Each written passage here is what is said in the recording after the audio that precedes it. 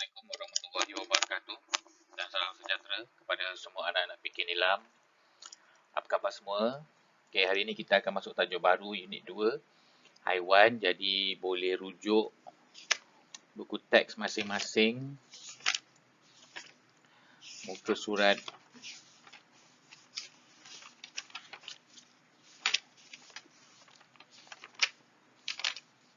34.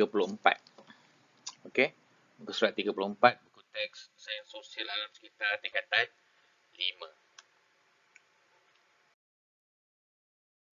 Kita akan membincangkan tajuk 2.1 haiwan dan kepentingannya. Okey, jadi sebelum ni cikgu dah bagi latihan untuk mengenal jenis-jenis haiwan. Jadi harapannya supaya awak kenal lah nama-nama haiwan yang ada di dunia ni dan boleh tahu dia punya sifat-sifatnya macam mana.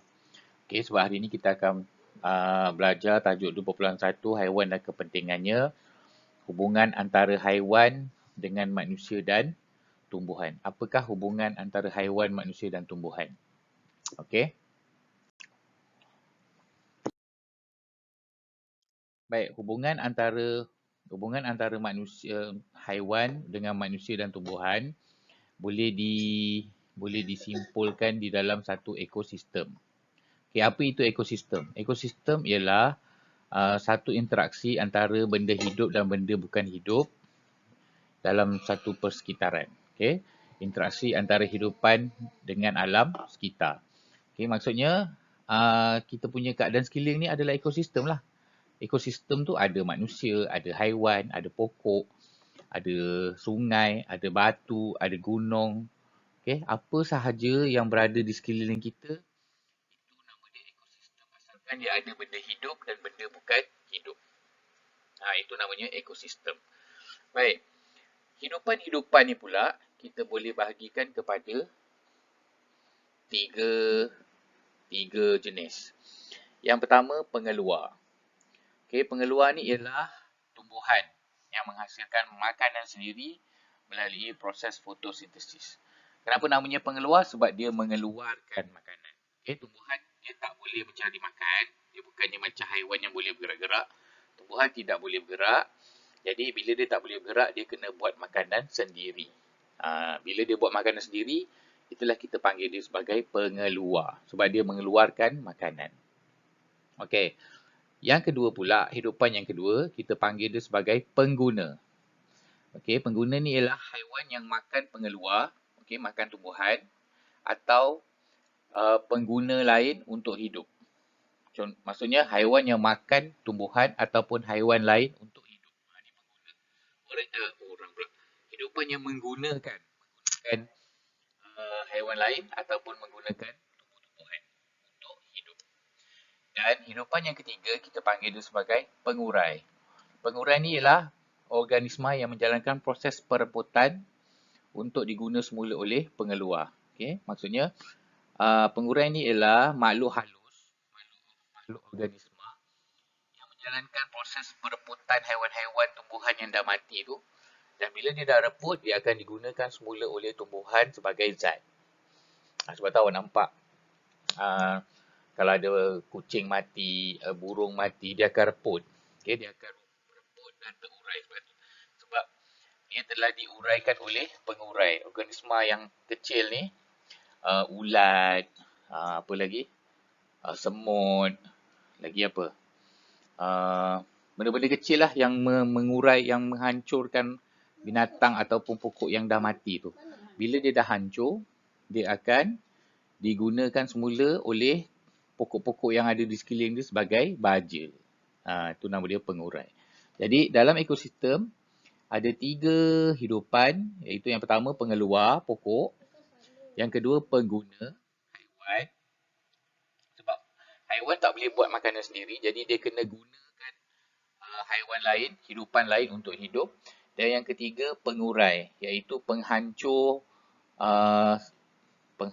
pengurai yang mereputkan pokok ataupun haiwan. Okey, jadi saya harap boleh fahamlah 3 konsep ni, 3 konsep hidupan di dalam ekosistem. Okey, manakala untuk haiwan ni pengguna kita ada 3 peringkat. Untuk pengguna, pengguna primer ni maksudnya pertama lah. Pengguna pertama, haiwan yang makan tumbuhan, iaitu herbivore. Okey, ini pengguna pertama. Maksudnya, contohnya macam lembu. Lembu, dia makan rumput. Sebab dia haiwan yang pertama makan tumbuhan. So, nama dia pengguna primer. Dan biasanya daripada jenis herbivore yang makan rumput. Pengguna kedua, nama dia sekunder. Sekunder ni second, yang kedua. Sekunder ni maksudnya pengguna kedua. Yang kedua ni ialah haiwan yang makan pengguna primer. Okey.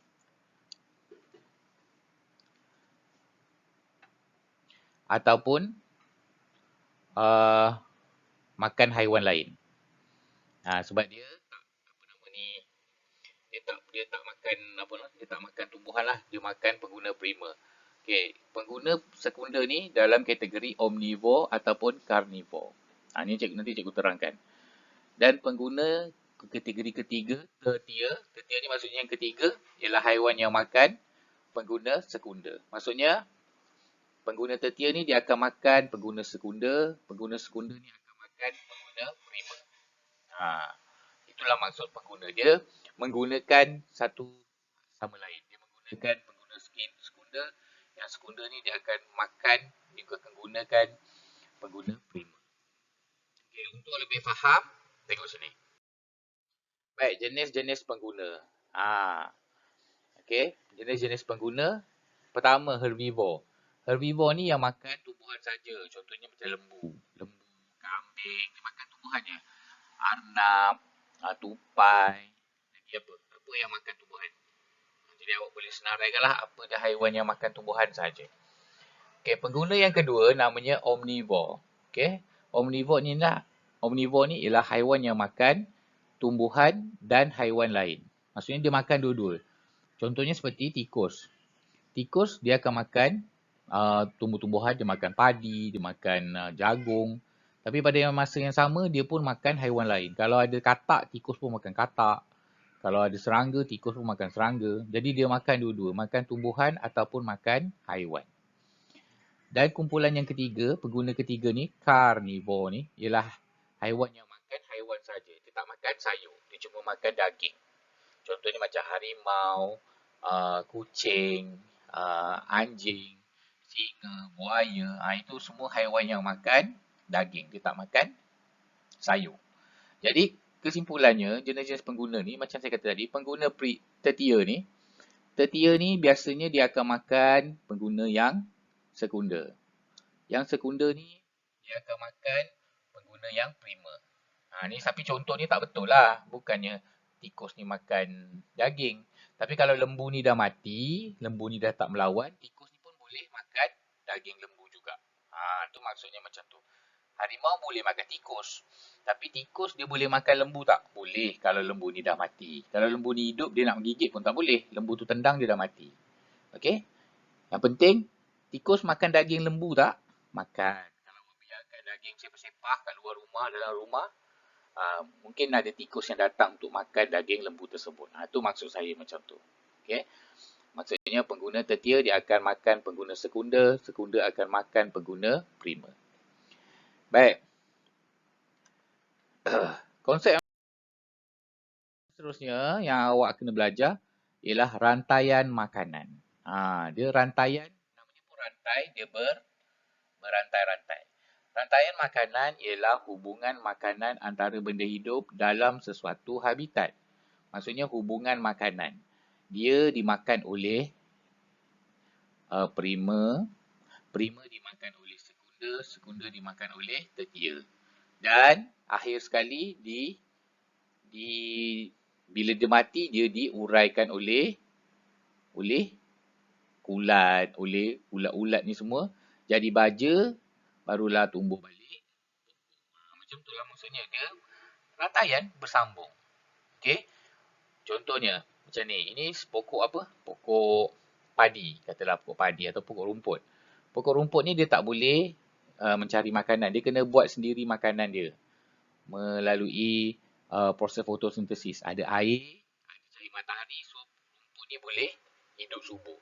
Bila dia hidup subur, dia dimakan oleh belalang. Belalang ni dia makan daun je. Dia tak makan benda lain. So ini adalah pengguna primer. Lepas tu, belalang ni dimakan oleh tikus. Tikus ni adalah pengguna sekunder.